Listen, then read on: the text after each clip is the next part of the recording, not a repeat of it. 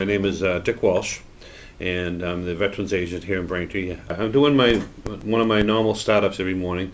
I check obituaries to see if any veterans that have passed away, if they're buried in Braintree, and I make notation of that. I make a card out for them with their name on it, and then I find out the exact section that they're buried, and then make a notation on the maps so that next May, when I put the flags out for Memorial Day, every veteran is accounted for and gets a flag on his grave. So, what does it mean to people to have that flag there? oh, it's very important. First of all, it's important for the veteran that's buried there to have the respect for him, to show that he is a veteran.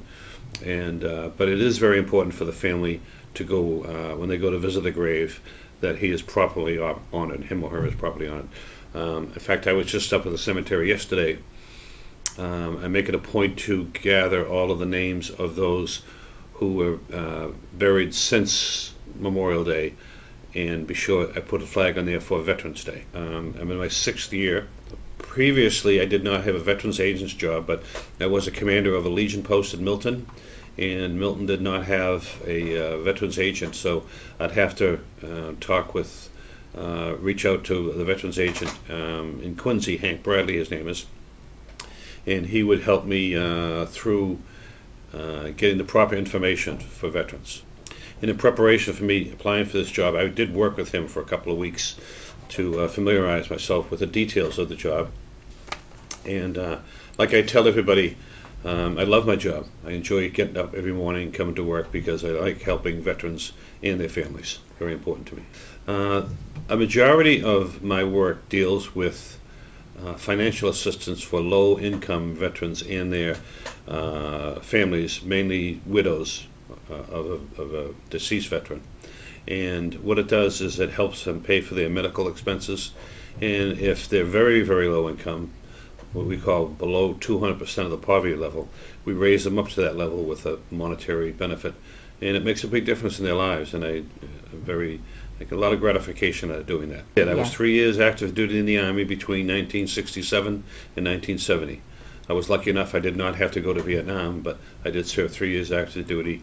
Most of that time was at Fort Bragg, North Carolina. The other part of that of my job is helping people with dealing with the VA, applying for disability compensation, getting into the VA medical system, record keeping, getting their military records for them.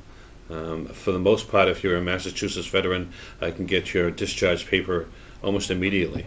And if it's a difficult one, if it's out of state, I can show them how we can electronically request it. And it only takes a couple of weeks. This is a chore that some people, when they try to get it on their own, they might go 2 or 3 weeks trying to find it, can't get it.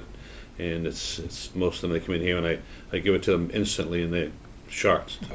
I undergo training 2 or 3 times a year. I just came back from a conference last week. It was a 4-day conference, and besides going over all the new aspects of the Chapter 115 and state benefits, we spend a couple of days just on federal VA benefits and how to properly apply for and help veterans get through that process. A lot of times, mainly because of the training that I get and the advice that I get from other veterans agents, I depend a lot on them as well, especially when I first started. And even still today, if I have a problem, I know that I can call, like the Quincy. Another good close friend of mine is in Rockland, and I call him a lot. Is sometimes people that have had a long-standing problem.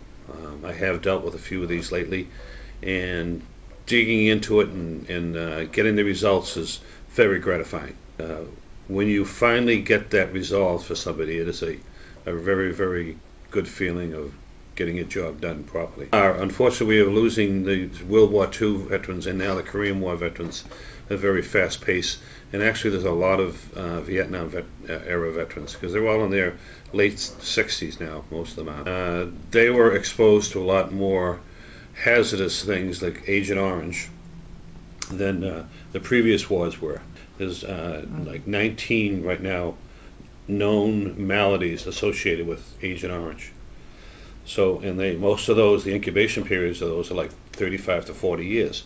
So they're just coming down with some of these diseases right now. And a lot of them, they first of all, they need proper care. So a first thing is to get them into the VA medical system, or advice to their civilian doctors as to what the procedures are or should be.